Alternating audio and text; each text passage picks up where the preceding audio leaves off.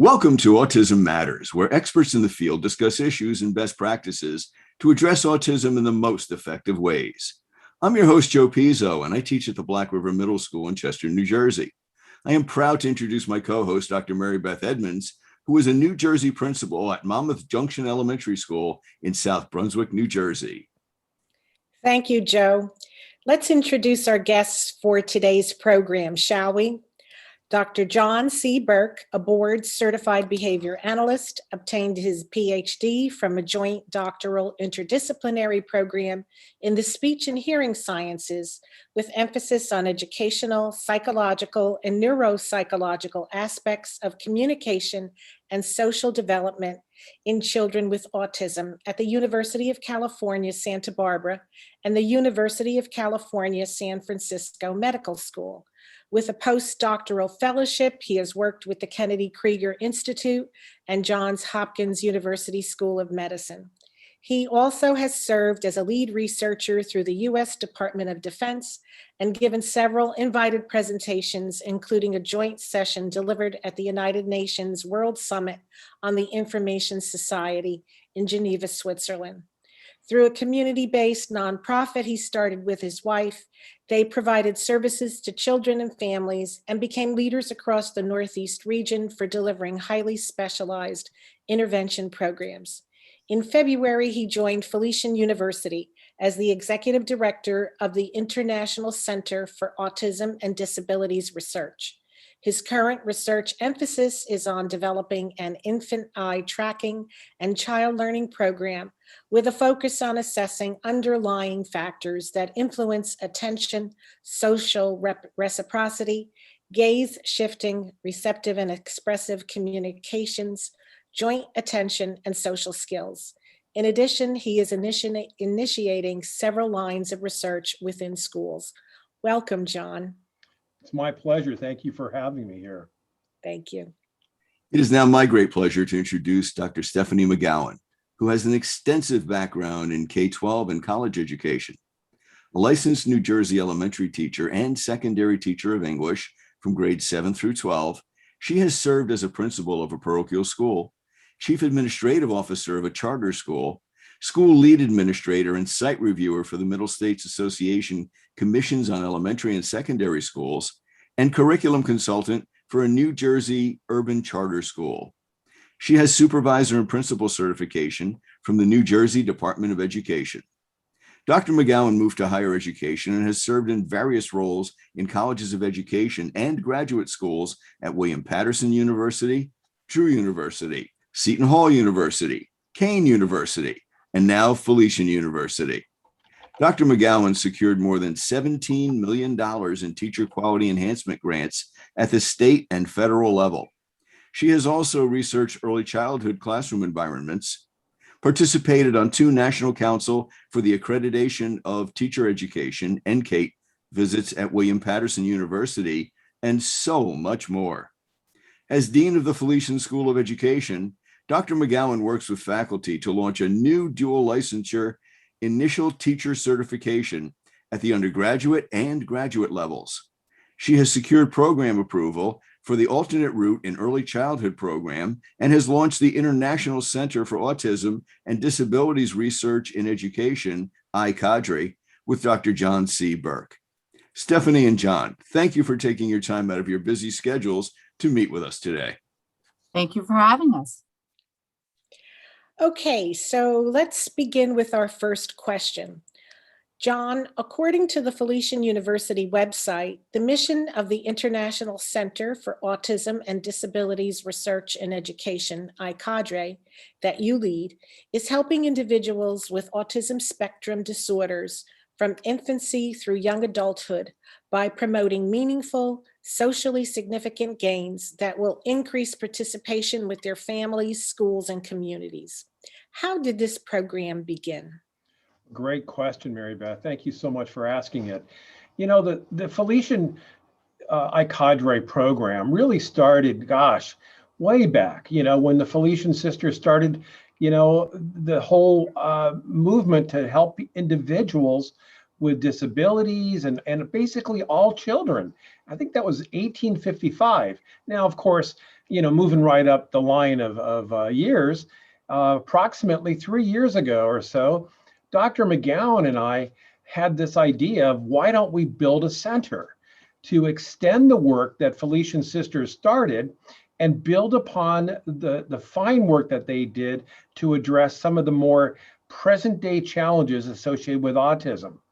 And so in the last 3 years, as we will discuss, Stephanie and I have built the center based upon a vision we had, a vision of having a program for producing professionals, a program for having direct services, a program that would really interface with our community organizations and partners that we have and others, and to promote significant changes in the children's and adults, by the way, development. So, in a nutshell, it really began with this vision that Stephanie and I have had for quite some time. Now, Stephanie, let me ask you a question to build on what Dr. Burke has said. When you started out in education, we can see that you have a tremendously extensive background, and you've done a lot of things at a lot of levels inside the classroom as well as outside the classroom. So what brought you to the concept of, let me reach out to the autistic community? It's a great question. So first of all, I don't ever think that things are an accident. We are where we are when we're supposed to be there to do the work that we're called to do. When I started my career in education, autism was not something that was spoken about very prevalently. We kind of skirted around the issue, particularly in regular education, in K-12 settings. We would provide services with our teams, but we didn't really talk about the advocacy of parents championing the community as inclusive and accepting. And as you've said, I've certainly had a winding road in my professional capacity. I spent the first part of it in K-12, and then had a wonderful opportunity to come to higher education, where I worked with some extraordinary practitioners in a college of education. The work that we did was really focusing on what was the best practice. And ironically, special education, the concept is this special pedagogy, the special practice of teaching, kept coming up as best practices over and over and over, regardless of whether or not somebody was becoming a special educator. It prompted me to ask a question that I think really guides my work and has guided my work in this area since then, which is, why do we save the best teaching strategies for just special education? Wouldn't it seem logical that if we believe this is the best way to teach children, that we would afford all children that opportunity?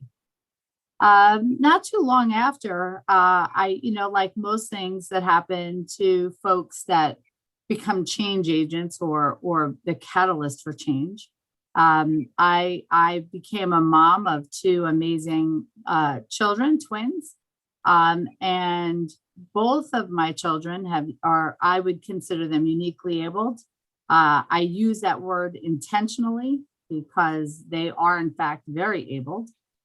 Both later on were diagnosed with autism. And so despite having spent my entire professional career in education, what I found was there was this incredible disconnect between what the real challenges were in the autism community and what we perceive as educators often as what those challenges are, and this great divide that needed some kind of bridge. And I think that part of we're going through something that was so personal, and really relying on my professional knowledge, my preparation, my experience, my colleagues. I really found this lane to become an advocate for this community that I believe to be grossly underserved.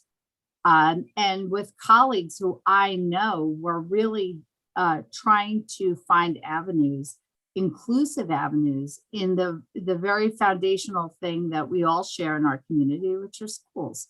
And so I began to pivot my life's work toward how can we create professionals that are able to be in a classroom to facilitate the least restrictive environment when appropriate, to find a way to reach all, and I like to emphasize that word, all children, and make it less about the label and more about the opportunity. And so, as you very kindly pointed out, my journey in higher ed, now as dean at Felician, I'm completing my 4th year here. Upon my arrival in 2017, I took a mandate from the administration to bring Felician School of Education back to its hallmark, which was creating amazing special educators. And how fortunate was I to have been on this journey already, to be surrounded by extraordinary practitioners, and to be inspired by some of the best in the field. Dr. Burke, I would put among those who really are willing to ask the hard questions, and rather than shy from them, think deeply about the word opportunity. How do we continue to create opportunities? Opportunities for families, opportunities for those who are uniquely able to become their own advocates, and most importantly, I believe, which is to support communities. So it becomes less about the labeling of people, AKA someone with autism, right? It doesn't define them. It just happens to be a challenge that they have to overcome. And so that's how I found myself in this. It certainly was inspired by a personal journey, but I have to be honest, I am inspired by families, practitioners, schools, agencies that are committed wholeheartedly to how can we provide the best opportunity for everyone. So this sounds as if you're holding onto a communal vision, but that communal vision is driven primarily by a love and a respect for others. Absolutely. And I would go one step further and say that's how I knew I was to be at Felician University. Our mission, this is an incredibly mission-driven organization embedded in the Franciscan ideals, compassion for others, social justice, inclusion. The Felician sisters, as John so beautifully put it before, they were trailblazers. They were committed to the uniquely abled and the disadvantaged for many, many years. I consider it an absolute privilege to be given the role that I have, and to be given the support that I have been given at this institution to work with extraordinary professionals like Dr. Burke in what I believe to be really leading a conversation right now that is necessary and pertinent and, as I like to say, life-affirming and changing. Well, thank you, Stephanie. It's really very inspiring to hear you speak about the commitment and mission at Felician University. So, John, how many individuals with autism are you serving by your program? On your university website, there is mention of data indicating that in 2014, the overall estimated prevalence of autism spectrum disorders among the 11 Autism and Developmental Disability Monitoring Network sites was 16.8 per 1,000, or 1 in 59 children. Included within the same report were data collected within New Jersey. The overall estimated ASD prevalence in New Jersey was 29.4 per 1,000, or 1 in 34. To what do you attribute this discrepancy? So there's two questions in there. How many individuals with autism, and what do you attribute to this discrepancy? Great couple questions now. I think I'll take the last one first, if you don't mind. From my perspective, we do see a great discrepancy continuing on. Unfortunately, New Jersey remains the highest level of incidence of autism, even in the 2020 report, which even shows even a greater increase slightly, but still going in that wrong direction. And why does it occur? We don't know. We have lots of theories ranging from the services that are provided in New Jersey, the better identification in terms of data sets that occur, that exists within New Jersey. And I could go on and on with different theories. From my perspective, I had to make a decision. And I made this even in my initial year of entering the program, in terms of like understanding autism. Was I going to try to help understand why it exists, or try to help promote gains in the treatment of kids with autism? And I chose the latter. I said to myself, I am going to try to figure out how we can, yes, identify kids earlier on in their life so that we can even give them early intervention, but also how can we better serve them? And so leading that into the second question, through our center and the School of Education, we serve many individuals with autism, but maybe not directly. We have undergraduate and graduate programs that we have students working in schools and agencies. In fact, I think at the last count, we have 25 paid internship sites for our students. And what they do is they serve directly the kids. So I feel like an old father, in a sense, that I'm preparing these younger individuals to get out there and really promote a change in the children's behaviors. Okay. The second thing is we are enlarging our services within Felician. Of course, like many centers, the pandemic has impacted us, but with our leadership of our university and within the School of Ed, we are now going forward with an opening plan of providing direct services with kids with autism and for the families. We have research that we're doing that is delivering services in a research framework via telehealth. And so as we continue through this next year or so, we are going to be seeing a very nice dramatic impact directly with kids coming into our newly developed Center for Autism. So that's where I believe we are with I-CAdRE and Felician University.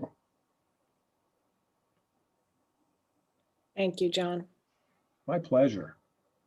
Let me follow up with that.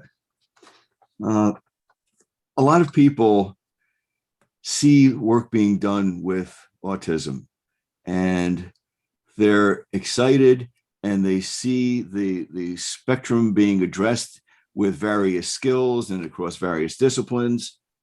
But there are still those folks out there who make assumptions about individuals with autism, and those assumptions are wrong.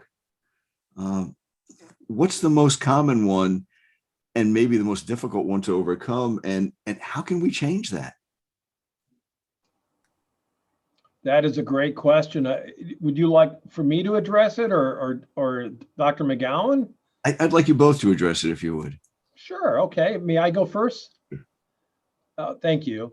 From my perspective, it's don't be a cap for these individuals. Don't assume they can't do it. In fact, when I first entered the program, and I really meant to say the field, it was because of one little boy, young man, a little young child who would love to rock back and forth with a sheet over his head if you allowed him. And he was in a video, and I was an undergraduate. And in the video, they showed him and they stopped him from rocking. And then they asked him what day of the week was October 8th, 1982.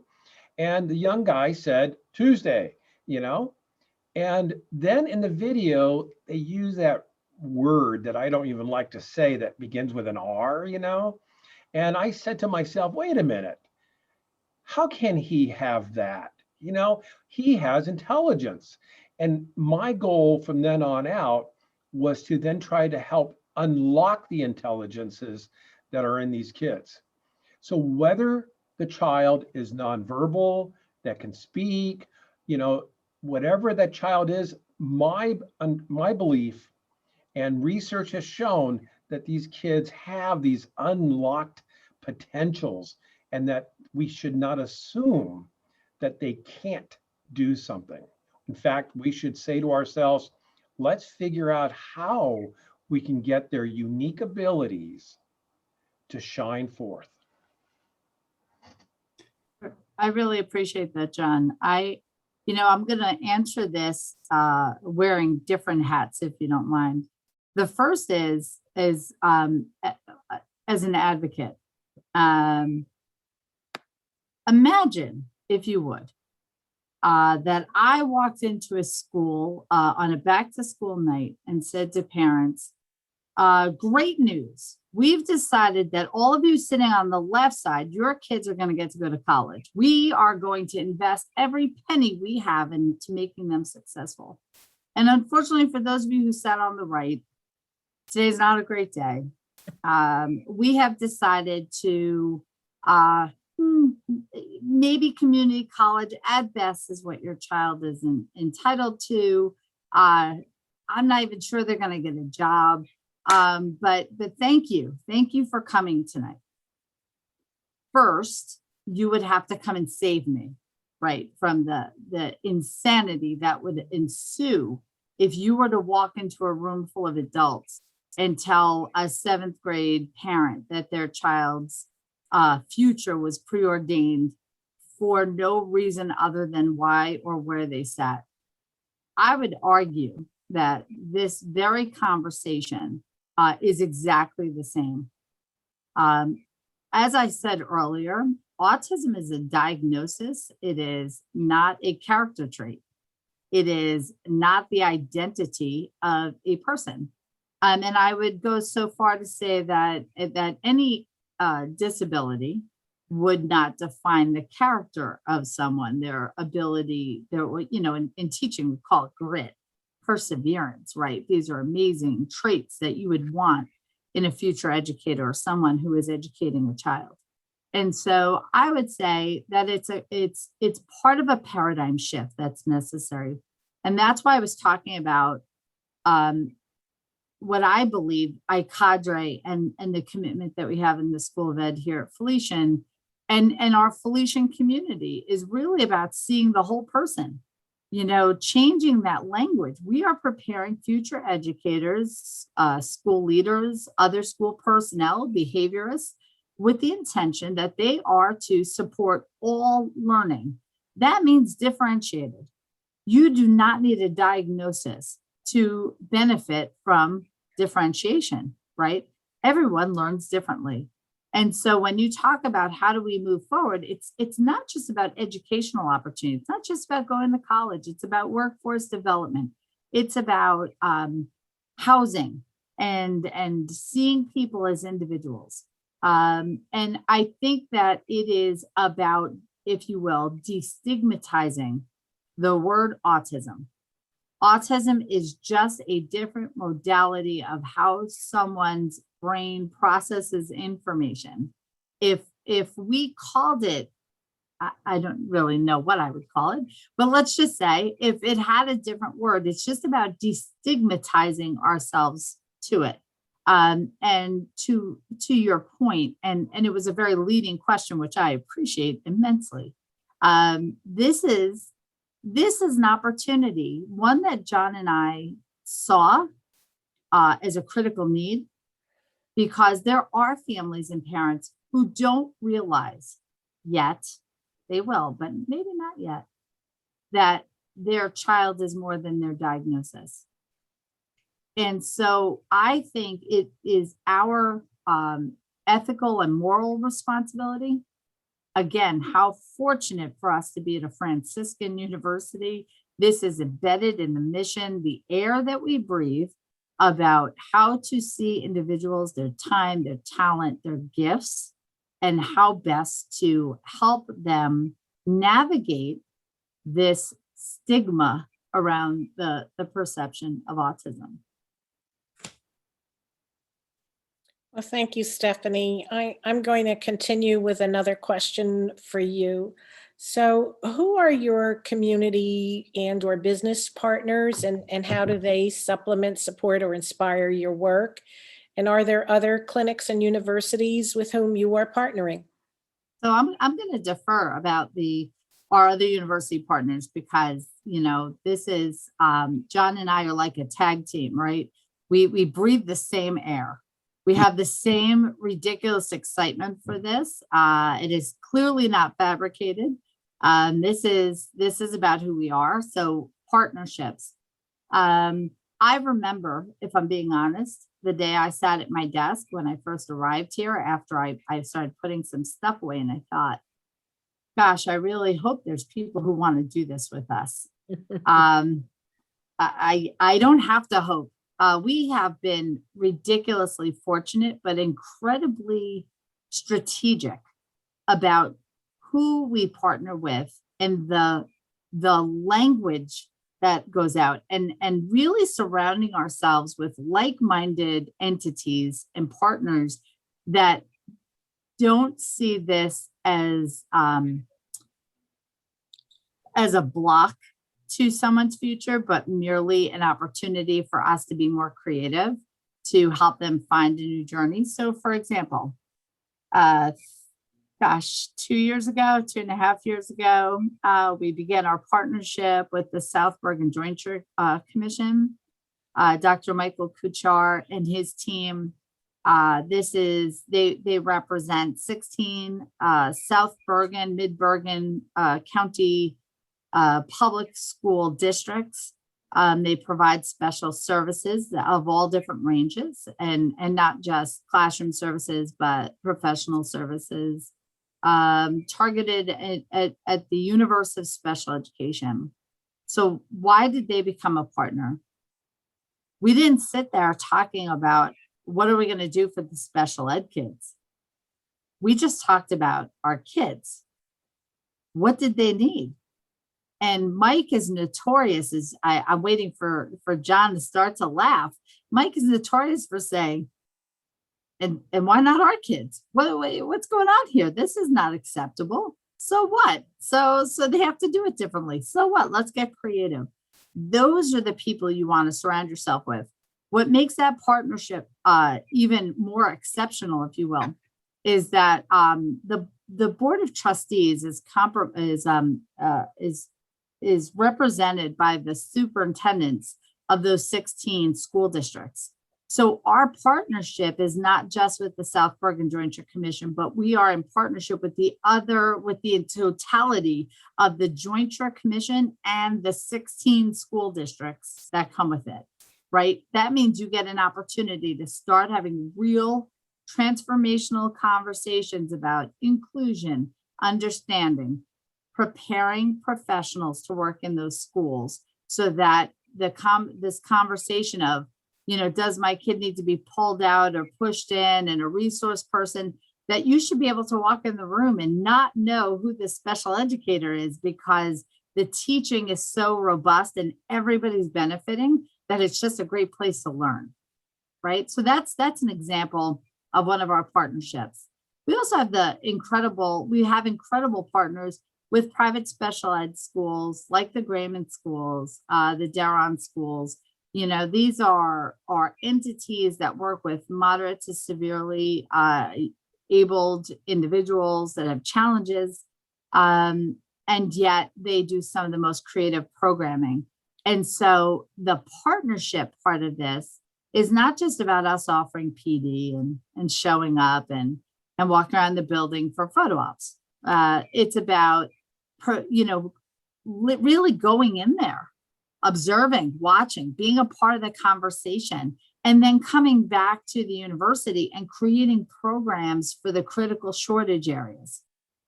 ergo how we wound up with our amazing BCBA program, our undergraduate and graduate program in ABA. John, do you want to talk a little bit about our agency partners and other university and hospital partners? Sure. As I mentioned earlier, through the work of a new faculty member on our school within the School of Education, Dr. Katie Croce, we now have 25 different possible placements for our students for their practicum. As you may be well aware, to become a board certified either assistant behavior analyst or a board certified behavior analyst, at the master's level, you need an enormous number of hours. And so having those opportunities to actually get paid while you're getting your hours is like an added bonus. And so through Katie's work, or Dr. Croce's work, we now have 25 different locations, predominantly in the northern part of the state. But with some of the agencies that extend more south, they are further south and could possibly even place individuals there. In addition, we have now begun to reach out and to have discussions with some of the leading centers in the state of New Jersey and beyond in terms of collaboration. While we do not have formal arrangements yet, it looks very promising that we will very soon be announcing partnerships and collaboration endeavors, projects with leading researchers and practitioners across different disciplines in the state of New Jersey. So I really look forward to discussing that maybe in our next time that we meet. It would be wonderful. Let me ask you, in 5 years, what's the plan? If you could fast forward to 5 years, what would you see? Oh boy. I don't know that I can afford this conversation, Joe. Why? Dr. Burke, have at it. I can see a whole new floor on the building being built. What would that serve? We did triple my space from the first year to the second year, and again, the pandemic slowed us down a little bit.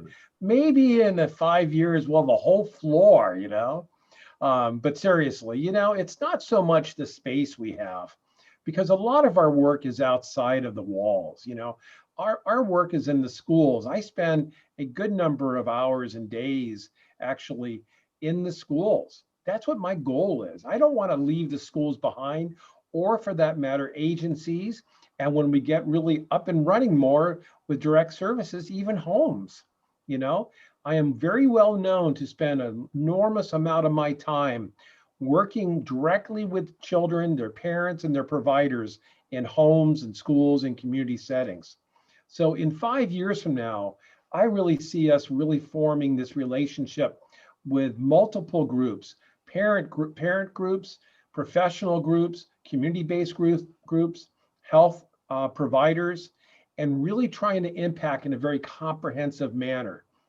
It's a model that I helped to create when I was at Johns Hopkins, where I had outpatient clinics, I had inpatient programs, and I had community-based programs. And I said, wait a minute, we all need to work together. That's what we need to do. So in 5 years from now, I see greater collaborative endeavors with all of the different stakeholders, including people on the spectrum. I agree with you, John. And I would like to add that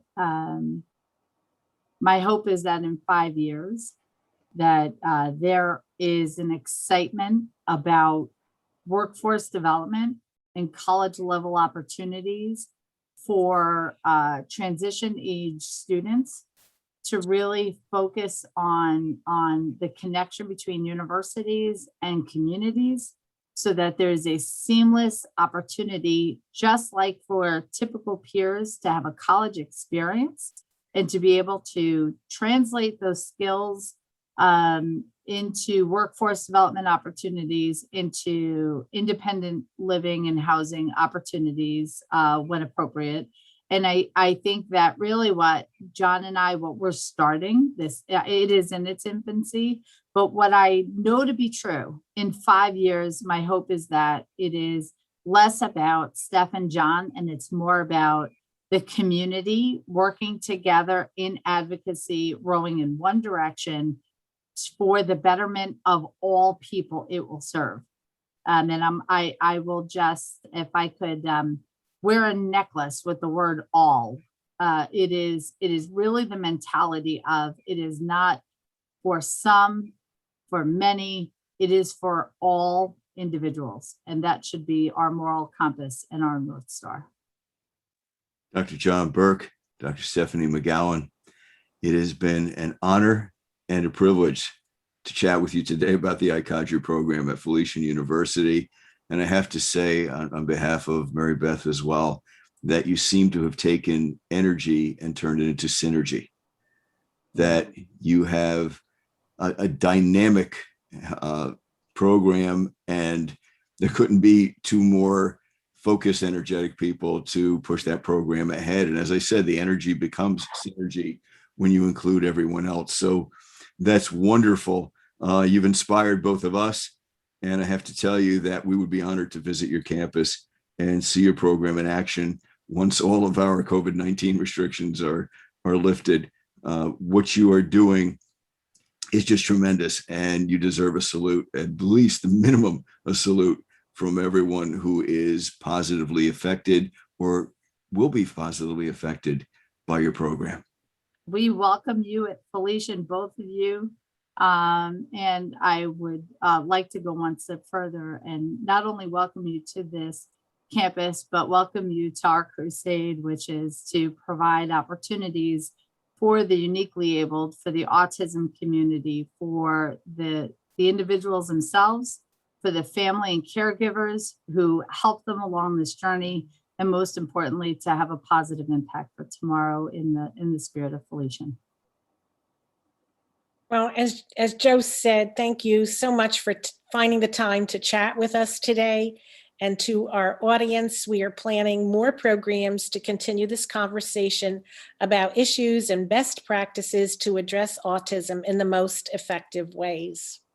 Once again, Dr. Burke, Dr. McGowan, thank you for your time and for your energy and for your honesty. We truly do appreciate it. Thank you. Join us next time for more discussion on Autism Matters. For my co-host, Dr. Mary Beth Edmunds, I'm Joe Pizzo. Have a wonderful day.